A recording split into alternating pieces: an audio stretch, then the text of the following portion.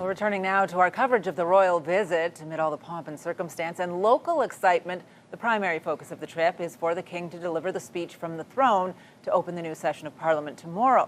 His visit comes after President Trump's threats to make Canada the 51st state. We want to go back out to Stefan now to talk more about the importance and symbolism of this visit, Steph.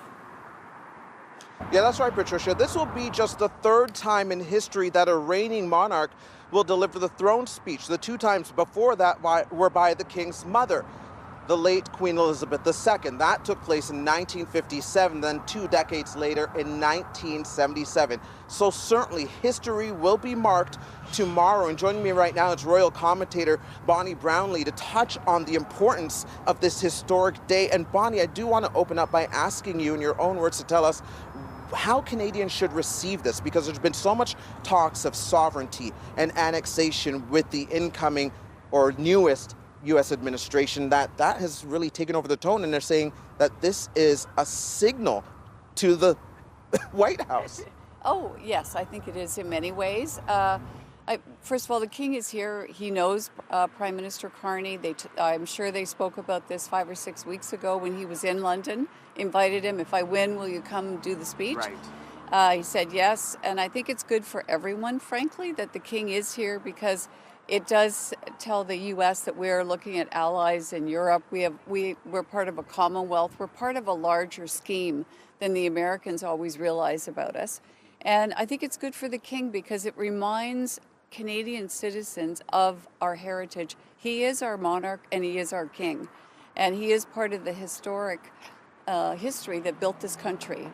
So I think it's a good reminder to everybody. And it's a bit of a win-win for both leaders.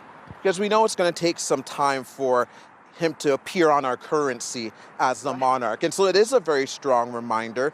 And really, let's just touch on the importance of that, because a lot of people say they want to see that go away even. Well, I think some people do for sure. Not everyone's happy that we have a monarchy, ruling us. But,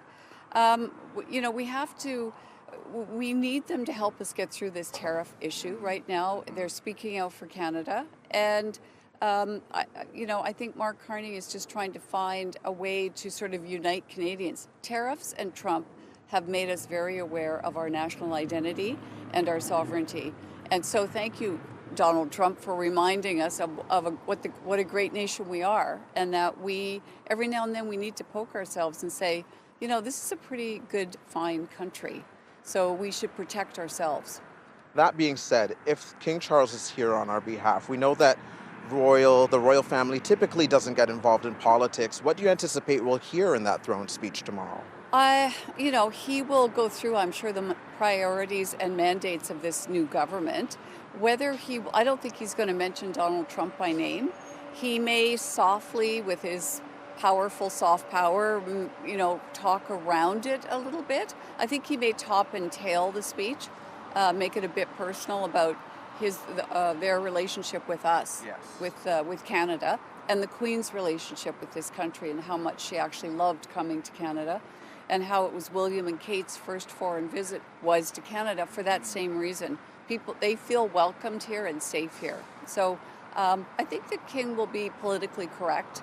They don't usually dive into politics too much. They're pretty careful about that, because part of their role is to remain neutral and to try to help all of the countries in particular that are within the Commonwealth structure, of which there are about 54.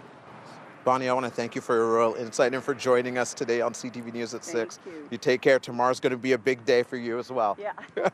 Patricia. Big day here in the capital, Steph. Thanks so much for this. Talk to you in a bit. And CTV News will have special coverage of that speech from the throne tomorrow starting at 9 a.m. It will be hosted by Omar Sachedina and Vashi Kapelos. You can watch on CTV News channel and online at ctvnews.ca.